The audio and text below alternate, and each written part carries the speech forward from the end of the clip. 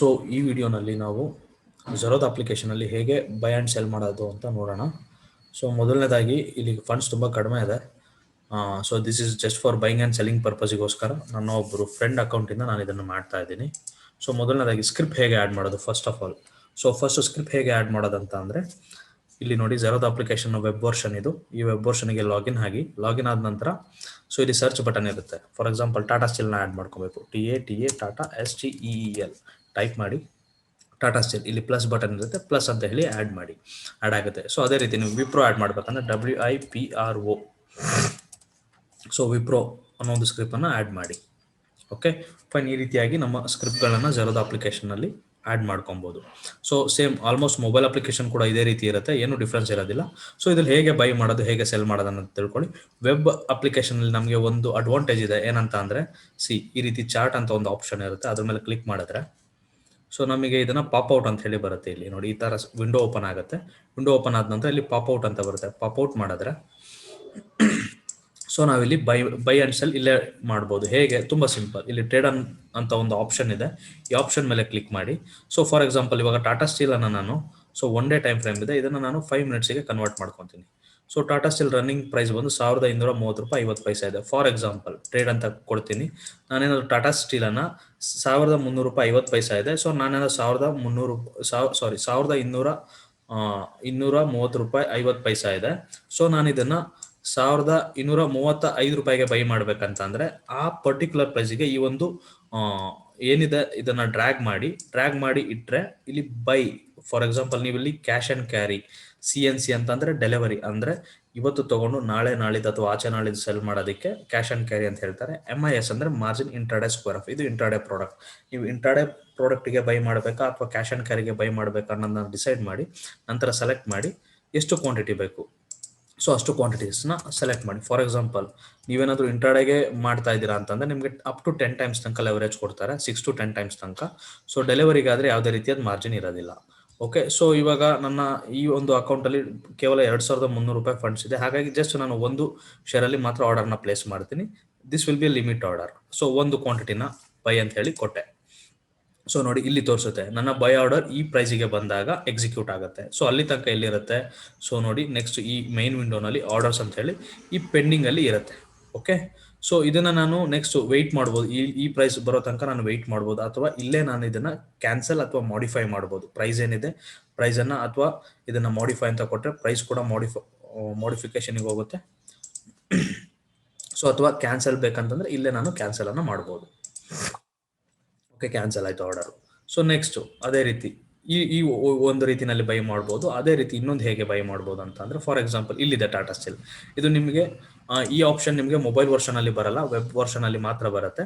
ಅದೇ ರೀತಿ ನೀವು ಇವಾಗ ಟಾಟಾ ಸ್ಟೀಲನ್ನು ಮೊಬೈಲ್ ವರ್ಷನಲ್ಲಿ ಹೇಗೆ ಬೈ ಮಾಡ್ಬೋದು ಅಂದರೆ ನಿಮ್ಮ ಮೊಬೈಲ್ ಅಪ್ಲಿಕೇಶನಲ್ಲಿ ಟಾಟಾ ಸ್ಟೀಲ್ ಮೇಲೆ ಬೈ, ಸೆಲ್, ಮಾರ್ಕೆಟ್ ಡೆಪ್ತ್ ಈ ರೀತಿಯಾದ ಆಪ್ಷನ್ಸ್ ಇರುತ್ತೆ. ಫಸ್ಟ್ ಬೈ ಮಾಡಬೇಕು. ಫಸ್ಟ್ ಬೈಗೆ ಹೋಗಿ.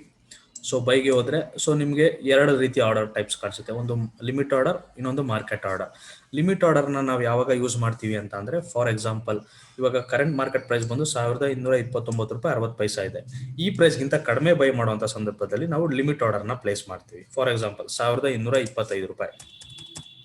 ಸೊ ಈ ಆರ್ಡರ್ ಈ ಪ್ರೈಸಿಗೆ ನಾನು ಆರ್ಡರ್ನ ಪ್ಲೇಸ್ ಮಾಡ್ತೀನಿ. ಸೊ ಲಿಮಿಟಲ್ಲಿ ಪ್ಲೇಸ್ ಮಾಡ್ತೀನಿ. ಬೈ ಅಂತ ಕೊಟ್ಟರೆ ನೋಡಿ ಇಲ್ಲಿ pending open orders status open ಅಲ್ಲಿದೆ, ಅಂದ್ರೆ ಪೆಂಡಿಂಗ್ ಅಲ್ಲಿದೆ, ಇನ್ನೂ ಟ್ರಿಗರ್ ಆಗಿಲ್ಲ ಅಂತ ಹೇಳಿ ಅರ್ಥ. ಸೊ ಇದನ್ನು ನಾನು ಕ್ಯಾನ್ಸಲ್ ಮಾಡ್ಬೋದು. ನೋಡಿ ಕ್ಯಾನ್ಸಲ್ ಅಂತ ಹೇಳಿ ಕ್ಯಾನ್ಸಲ್ ಮಾಡ್ಬೋದು. ಸೊ ಅದೇ ರೀತಿ ನಾನು ಇವಾಗ ಹೈಯರ್ ಪ್ರೈಸಿಗೆ ಬೈ ಮಾಡಬೇಕು. ಹೇಗೆ ಬೈ ಮಾಡೋದು? ಫಾರ್ ಎಕ್ಸಾಂಪಲ್ ಟಾಟಾ ಸ್ಟೀಲನ್ನು ನಾನು ಇದಕ್ಕಿಂತ ಹೈಯರ್ ಪ್ರೈಸಿಗೆ ಬೈ ಮಾಡಬೇಕು. ₹1229.70 ಇದೆ. ಸೊ ನಾನು ಇನ್ನು ₹30 ಬೈ ಮಾಡಬೇಕು ಅನ್ನೋ ಸಂದರ್ಭದಲ್ಲಿ ಸ್ಟಾಪ್ ಲಾಸ್ ಅಂತ ಒಂದಿದೆ. ಈ ಆರ್ಡರ್ನ ಪ್ಲೇಸ್ ಮಾಡಿ ಇಲ್ಲಿ ವ್ಯಾಲ್ಯೂಸ್ ಹಾಕಿ, ಹೈಯರ್ ಪ್ರೈಸ್ ವ್ಯಾಲ್ಯೂಸ್ ಹಾಕಿ ₹1234. ₹1234.50 ಹಾಕಿ ಬೈ ಕೊಡಿ.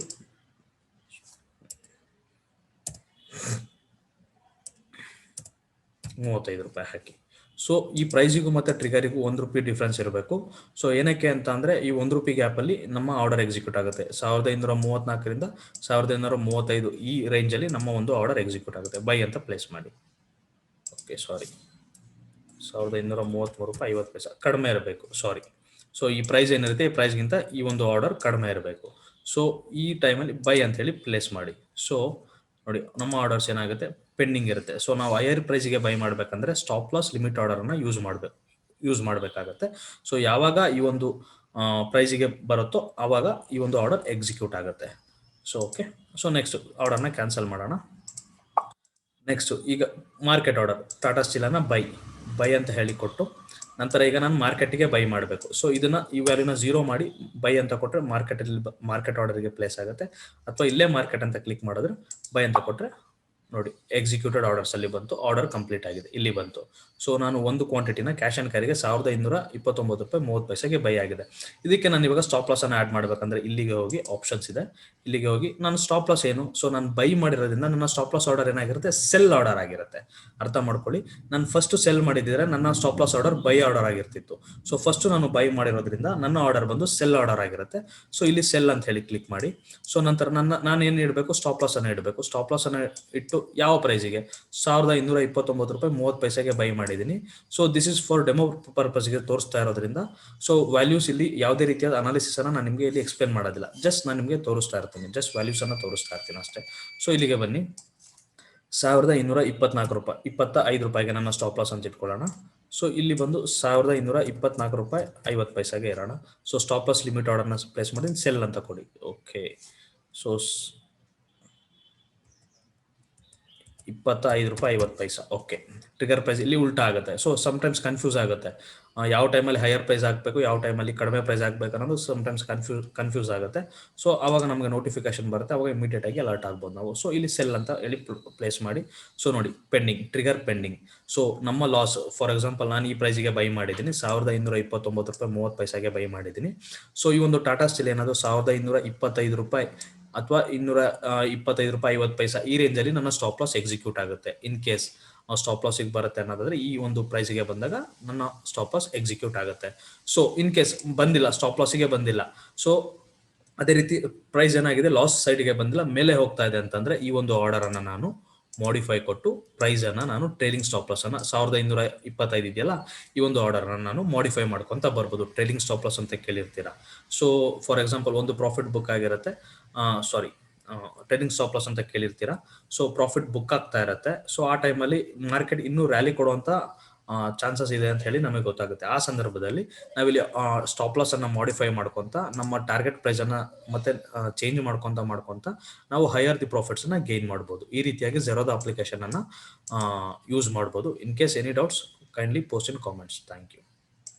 ಸೊ ಅಪಾರ್ಟ್ ಫ್ರಮ್ ದಿಸ್, ಈಗ ಈ ಕಂಪ್ಲೀಟ್ ಆಗಿರೋ ಆರ್ಡರ್ ಅನ್ನ ನಾನು ಎಕ್ಸಿಕ್ಯೂಟ್ ಮಾಡ್ಬೇಕಂತ ಅಂದ್ರೆ ಸೊ ಸೆಲ್ ಮಾಡಿ ಮಾರ್ಕೆಟ್ ಪ್ರೈಸ್ಗೆ ಸೆಲ್ ಮಾಡ್ತೀನಿ. ಸೊ ಆರ್ಡರ್ ಕಂಪ್ಲೀಟ್ ಆಗಿ ಎಕ್ಸಿಕ್ಯೂಟ್ ಆಗುತ್ತೆ. ನೋಡಿ ಒಂದು ಬೈ ಆಗಿದೆ, ಸೊ ನೆಕ್ಸ್ಟ್ ಇದು ಕ್ಯಾನ್ಸಲ್ ಆಗಿದೆ, ಸೊ ನೆಕ್ಸ್ಟ್ ಸೆಲ್ ಆಗಿದೆ. ಓಕೆ, ಇಲ್ಲಿ 0 ಆರ್ಡರ್, ಇಲ್ಲಿ ಯಾವುದೇ ರೀತಿಯಾದ ಕ್ವಾಂಟಿಟಿ ಆಗಿಲ್ಲ, 1 ಕ್ವಾಂಟಿಟಿನಲ್ಲಿ 0 ಕ್ವಾಂಟಿಟಿ ಸೆಲ್ ಆಗಿದೆ. ಸೊ ನೀವು ಅದೇ ತರ ಫಾರ್ ಎಕ್ಸಾಂಪಲ್ ಅರ್ಧ ಪೊಸಿಷನ್ ಅಂದ್ರೆ ಲೈಕ್ ಇವಾಗ ನೀವು ಇನ್ನೊಂದು ಎಕ್ಸಾಂಪಲ್ ತೋರಿಸ್ತೀನಿ. ಬೈ ಮಾಡೋಣ, 2 ಕ್ವಾಂಟಿಟಿ ಬೈ ಮಾಡೋಣ. ಓಕೆ, 2 ಕ್ವಾಂಟಿಟಿನ ಮಾರ್ಕೆಟ್ ಆರ್ಡರ್ಲಿ ಬೈ ಮಾಡಿದ್ದೀನಿ. ಓಕೆ, ಸೊ ನೀವು ಇವಾಗ ಟ್ರೇಲಿಂಗ್ ಮಾಡಬೇಕು, ಒಂದು ಮಿನಿಮಮ್ ಪ್ರಾಫಿಟನ್ನು ಬುಕ್ ಮಾಡಬೇಕಂತ ಇಟ್ಕೊಳ್ಳಿ. ಸೊ ಆ ಸಂದರ್ಭದಲ್ಲಿ ಏನು ಮಾಡಿ, ಈ ಒಂದು ಮಾರ್ಕೆಟ್ ಆರ್ಡರ್ಗೆ ಒಂದು ಕ್ವಾಂಟಿಟಿನ ಸೆಲ್ ಮಾಡಿ, ಇನ್ನೊಂದು ಕ್ವಾಂಟಿಟಿ ಹಾಗೆ ಇರುತ್ತಲ್ಲ, ಸೊ ಇನ್ನೊಂದು quantity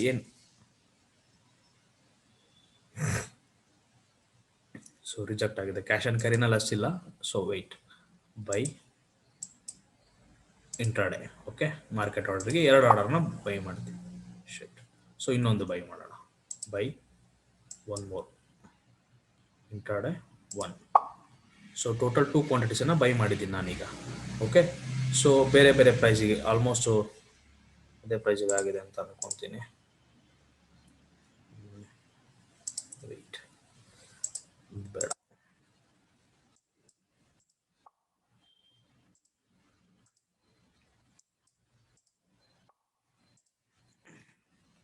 so Tata ಸ್ಟೀಲನ್ನು 2 quantity buy ಮಾಡೋಣ.